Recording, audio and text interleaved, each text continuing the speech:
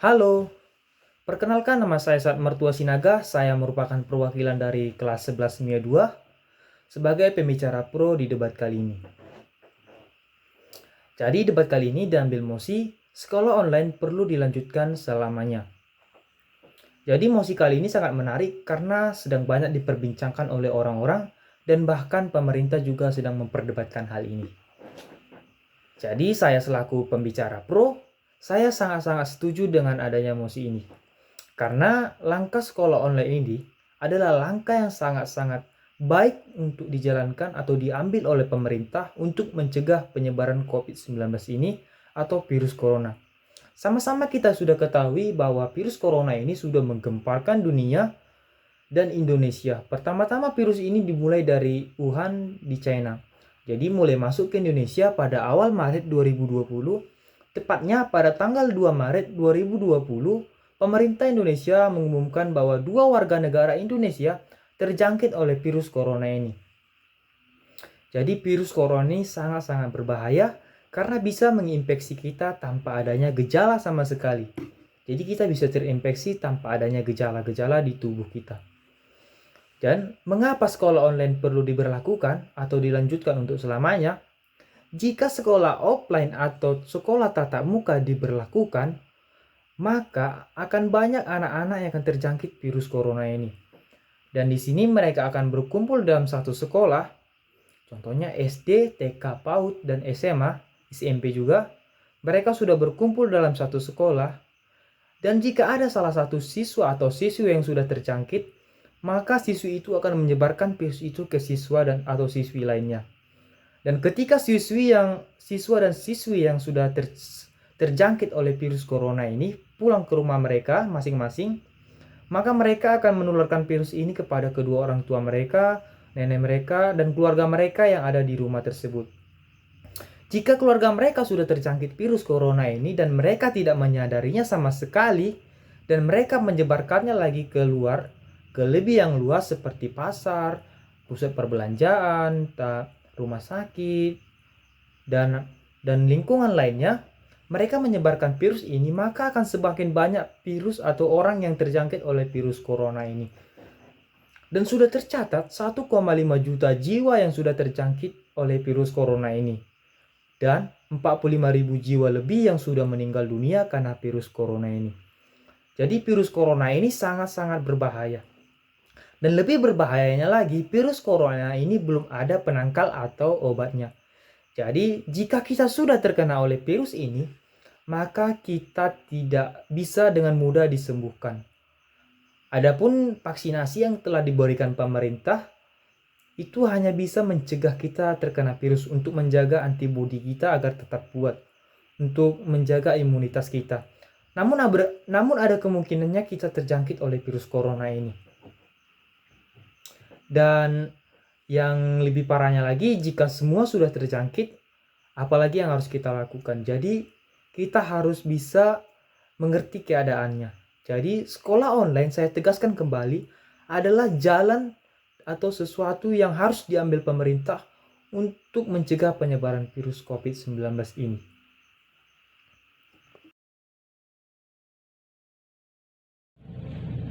Baik, saya Ferdiri Rahman dari tim kontra atas mosi sekolah online perlu dilanjutkan selamanya. Saya tidak setuju dengan mosi ini. Mengapa demikian? Karena melalui proses pembelajaran online, siswa tidak berinteraksi langsung dengan pengajar. Hal ini dapat berpengaruh pada perkembangan siswa, terutama tingkat PAUD, TK, dan SD. Mereka kehilangan waktu dalam proses belajar dan kehilangan waktu bermain bersama teman mereka. Untuk tingkat SMP dan SMA, mereka kehilangan waktu untuk mencari jati diri dan sulit untuk mengembangkan minat dan bakat mereka karena proses pembelajaran dilakukan secara online. Terlebih lagi karena kondisi ekonomi yang tidak merata dan pembangunan yang belum merata ke seluruh penjuru. Hal ini menyebabkan daerah-daerah terpencil sulit untuk mengakses atau mendapat jaringan untuk membuka pembelajaran. Menurut Tempo.co, proses pembelajaran online menurunkan capaian belajar siswa dibandingkan dengan tatap muka.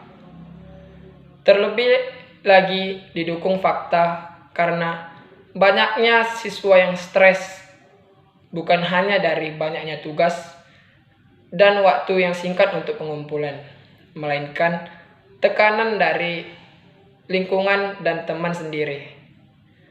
Banyaknya tekanan membuat siswa menjadi stres dan tidak dapat mencapai ilmu atau pembelajaran sepenuhnya.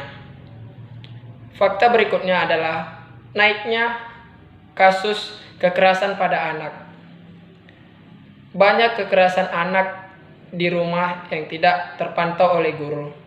Hal tersebut juga menjadi suatu hambatan untuk tercapainya sistem belajar online dengan baik.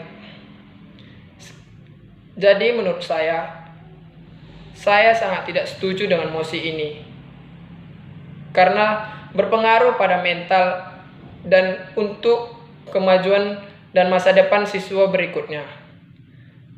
Saya Frederick Rahman, terima kasih. Selamat siang semuanya, saya Pengkena Cynthia sebagai pembicara ketiga dari debat babak penyisihan mewakili kelas 11 Semia 2 dengan mosi sekolah online harus dilaksanakan selamanya. Hari ini saya akan menjelaskan kesimpulan-kesimpulan beserta dengan fakta-fakta yang ada tentang mosi ini dan juga pendapat saya tentang mosi ini. Seperti yang kita ketahui, kita sudah menjalankan sekolah online ini hampir 1 tahun atau bahkan 1 tahun lebih lamanya dikarenakan pandemi COVID-19 ini.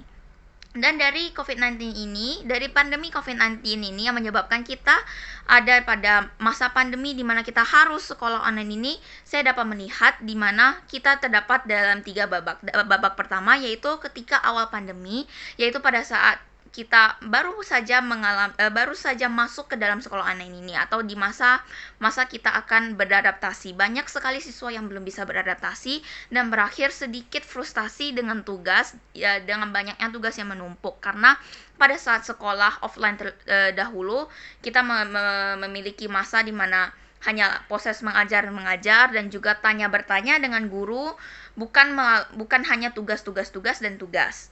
Lalu ada babak kedua di mana babak tengah yaitu babak di mana kita sudah beradaptasi dan kita mulai terbiasa dengan tugas-tugas ini dan kita dapat mengerjakannya dengan baik dan memiliki time management yang sangat sempurna sudah. Lalu pada babak akhir di mana manusia tetaplah manusia, mereka akan merasakan bosan atau mereka sudah tidak mau mengerjakan tugas lagi karena mereka sudah merasa sangat bosan dan juga muak dengan tugas ini, sehingga banyak dari mereka yang cenderung melupakan dan membiarkan tugas atau bahkan ada yang menggunakan orang lain untuk mengerjakan tugas tersebut.